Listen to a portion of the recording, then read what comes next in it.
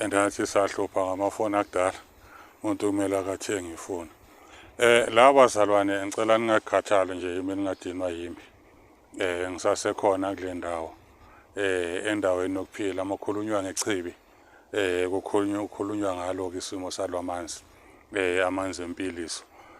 Ngizocala la bazalwane ukuthi ake silungisane kakhulu ngoba nginokubona la kuma TikTok nala kuma social media platform kuma kukhulunywa ngesimo sabantu ngemimoya yokuthi wena ukwazi ukwenza ukuthi ngoba uthwasanga kumele umlaphi kumele uthwase yayibona into enjengalezo kodwa ngizanga nje ngokuzoqeda nje umsindo.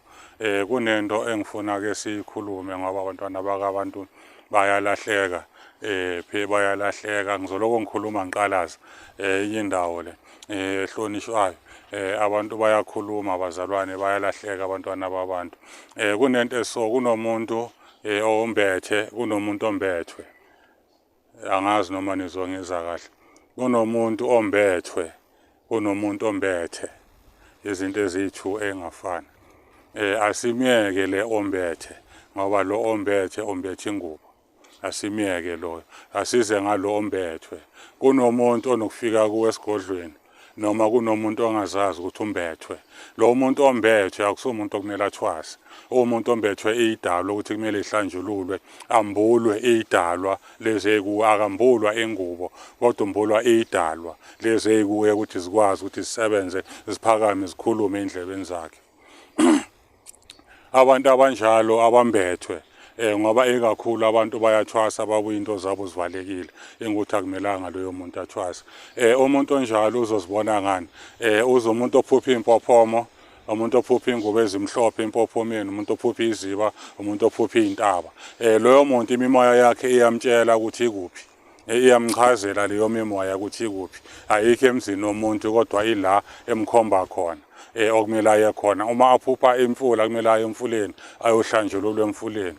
Naku la ngikhona labantu bayambulwa ngosiko lasemanzini ukuthi inkinga siyabelaphi sifuna ukwazi yonke into ayikho into esingafuni ukuyazi. Kunabantu abaphathisiwe amanzi kunabantu abaphathiswe ubungoma izinto ezimbili lezo engafani. Umuntu ophathiswe amanzi ophiwe injula yamanzi onezidalwa zamanzi umuntu okwazi ukuthi abe namandla mekangena emanzini asebenza abantu baphila ombulelwe ngemimoya yasemanzini. So if uzothatha umuntu othwasile othayo ukumbula le idalwa ezikwembethe angeke zimbuleke ngoba uzoyenza ngosiko lobungoma. Angithi ubungoma bu-wrong angithi bu-right kodwa uzoyenza ngosiko lobungoma angeke ayenze ngosiko lenkulumo yamanzi ngoba la emanzini bazalwane la echibini njengoba nilibona ichibi kunosiko lakhona kunomthetho wakhona kunempande yakhona esetshenziswayo la kuneyiwasho ezakhona esetshenziswayo la emfuleni. Manje kunabantu abambethwe umuntu ombethwe uphupha kakhulu amajazi uphupha kakhulu izulu umuntu ombethwe izulu uphupha kakhulu izulu aphupha inkanyezi aphupha isibhakabhaka omunye uphupha uyandiza into enjengalezo omunye uphupha wele emgodini wela phansi kodwa akafiki la wela phansi khona. Umuntu ombethiswe imimoya imikhosi yasemanzini okumele asetshenzwe ngokosiko lamanzi.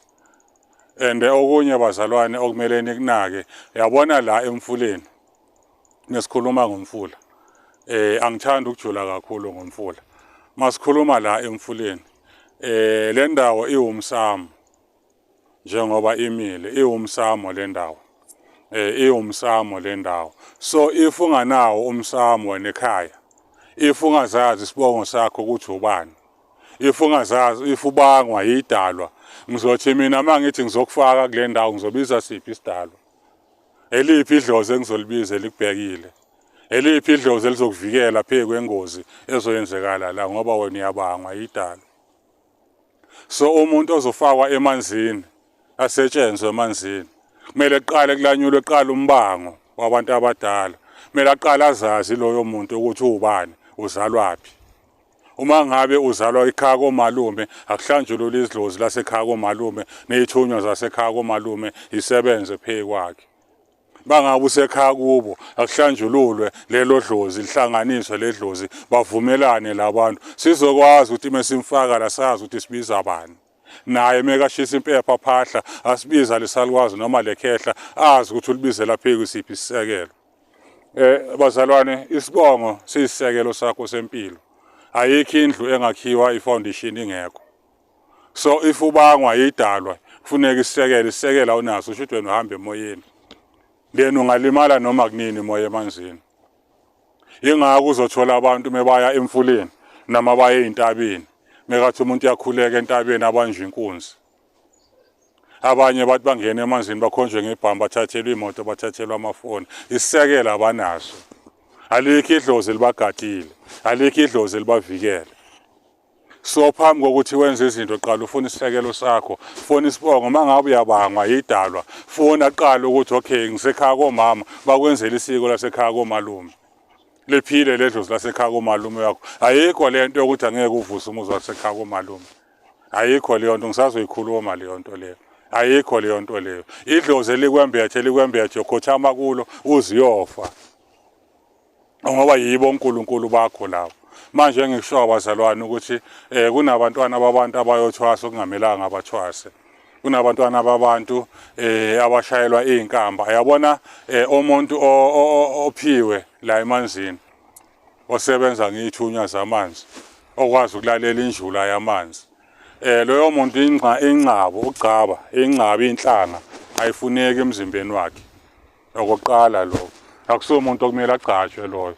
Once wamgcaba loyo muntu yamvala inhlanhla yakhe.